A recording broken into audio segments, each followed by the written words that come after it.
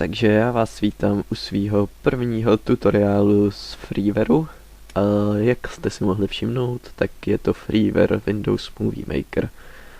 Je to verze 6.1, je to roku 2009, samozřejmě jsou už nejší verze, ale mně se nějak nejvíc líbí tato verze. Je to pro sedmičky, který používám. A některé nastavení vlastně v těch novějších verzích ani nenajdete. Jediný problém toho teda je, že v téhle verzi můžete dělat videa jakoby jenom v horší kvalitě, Full HD z toho prostě nedostanete. Takže tak.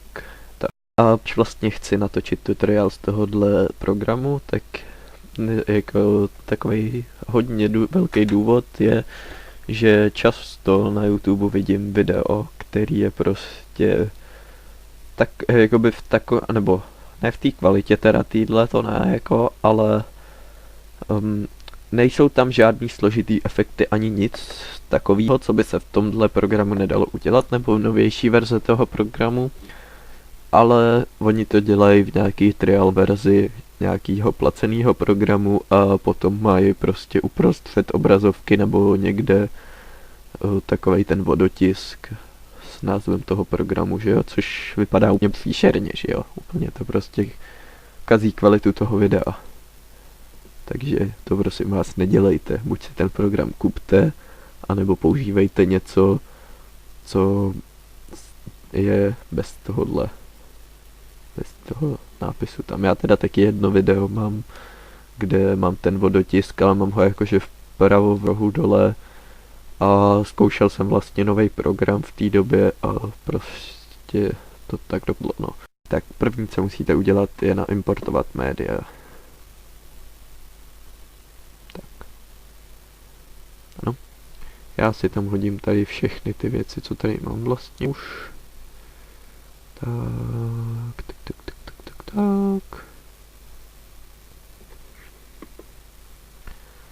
Port. Tak. Chvíli počkáte, to tam neimportuje, dobrý, to jde rychle docela. Tak. První, co bych vám chtěl ukázat teda, je animace. Musíte si nastavit nejdřív právě tady v Options. Tady v Advanced. To je právě to, co jsem v té novější verzi nenašel, tady nastavení doby, jak dlouho trvá ten jeden snímek. A to je docela důležitý, protože potom jako každý snímek samostatně zkracovat na ten čas je dost velká otrava, takže je dobrý si to tady nastavit, když děláte animaci. Tak, to by bylo. Teďka si označíte, takhle, a akorát si odznačíte to, s čím teď nechcete ještě pracovat. Tak tohle ještě. Čapnete to tady a hodíte to. Jo, počkat, ještě jedna věc. Tady je lepší si přepnout na časovou osu vlastně, na timeline prostě. A hodíte si to sem na časovou osu. Tak, přiblížíte si to trošku, abyste tam trošku viděli jakoby ty jednotlivé ty snímky. Takhle vlastně se na to podíváte. No, vypadá to docela dobře, jako no. Je to starší animace moje, teda jako je to animace teda jako z fotek, jo, není to jako, že byste mohli v tomhle programu přímo animovat, ale prostě naházíte sem fotky a z toho uděláte animaci, že jo. Což, no prostě není to animační program, že jo. Tak, takže to by bylo. Tak, pak samozřejmě se tady dá vkládat hudba. Že já si tady hodím třeba tuhle takhle audio muzik, prostě hodíte to sem, že si označíte to, co chcete stříhat a tady dáte split a normálně to rozdělíte prostě, tak. A máte to jenom na tuhle dílku prostě. Tak, pak další, teď už budu pracovat normálně s klasickým videem, Najdou tam jako všechny formáty, já co mám z foťáků MTS, tak to prostě si tady jako nejde tady editovat, což je trošku problém, ale chci s tím žít.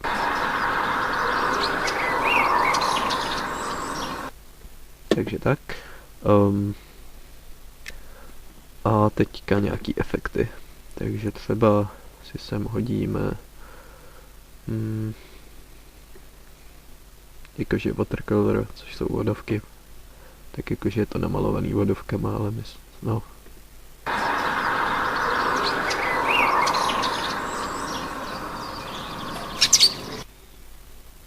Ty efekty jakoby jsou většinou dost ničemu, ale takový trošku lepší efekt je, tak tady ho nenajdu, dobře, tady slow down. Hodíte se sem, nevím, co to tam mám za druhý efekt. Aha.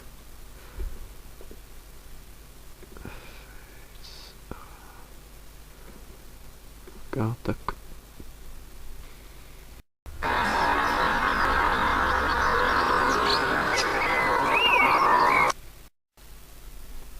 Dá se to použít třeba, když chcete ukázat nějaký detaily pohybu, ale potom je teda lepší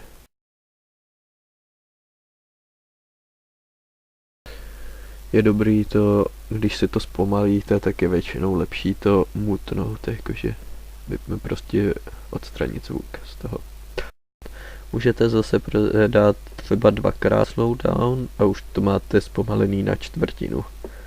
Samozřejmě v lepších programech potom si to můžete zpomalovat úplně libovolně, ale dá se to tady takhle trošku. Tak. Efektů samozřejmě zase spousta prostě dalších ještě. Tak. Pak můžeme si ukázat přechody mezi těma jednotlivýma částma, takže si to tady rozdělím. A tady se dá transitions, jsou přechody, a dáme tam něco, prostě je tady spousta zase přechodů různých a takhle, a to tam dáte mezi to, pustíte.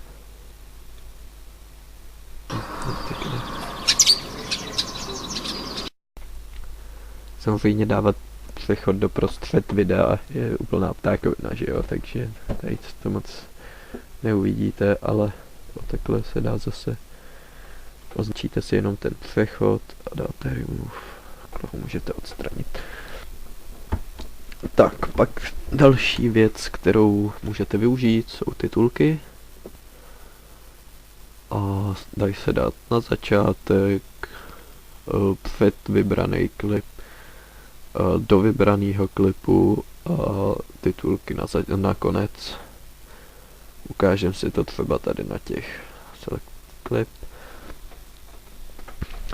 Je tady jako podle toho, jak nastavíte title animation, tak tam máte různě ten text, tam můžete dávat one line, prostě klasika, potom tady máte jenom jedno to pole.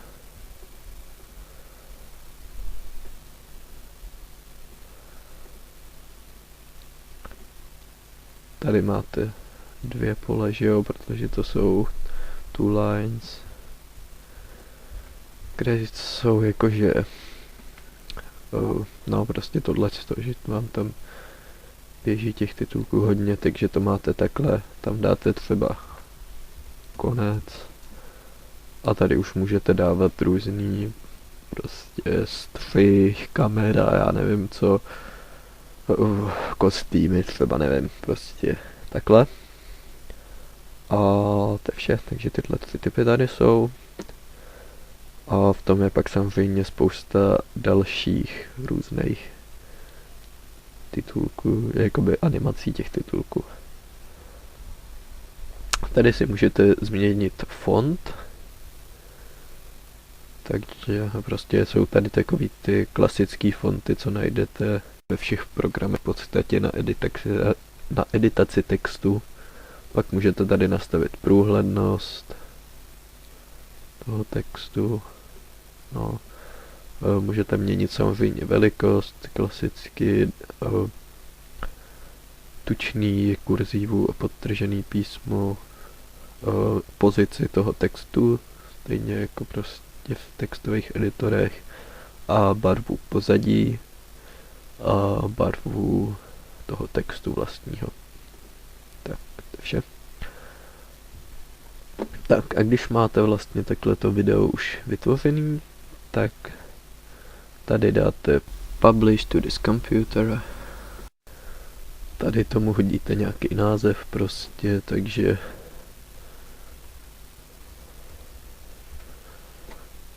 tady já už tam mám vybranou tu cestu, ale tady si klasicky browse vyberete cestu, jako místo, kam to chcete uložit vlastně.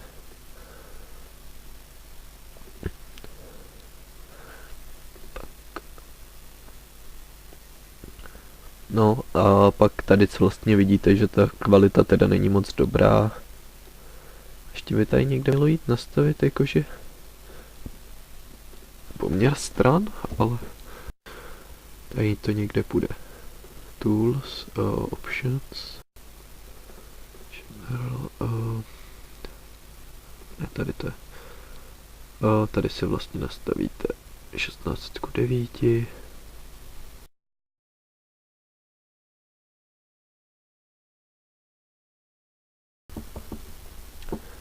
Vlastně, co jsem ještě zapomněl ukázat, a nevím, jestli mi to teď půjde, protože předtím mi to nešlo, tak je nahrávání zvuku tady přímo. Ano, teď to jde.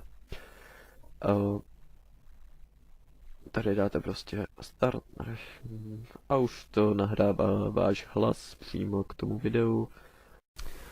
Tady je problém, že nemůžete dávat komentář do míst, kde máte nějakou hudbu. Takže musíte dát tady třeba, a teďka už se tam ten můj hlas nahrává prostě přímo k tomu videu. Ono se to uloží. Máte to v tom. Jak mě zajímá to.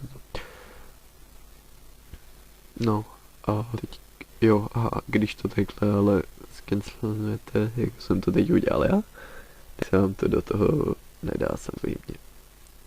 Tak. No a to je všechno, co jsem vám chtěl říct. Takže doufám, že se vám video líbilo. Doufám, že jsem to dostatečně zkrátil a bylo to dostatečně stručný. A to, jak je to jednoduchý program. A čus.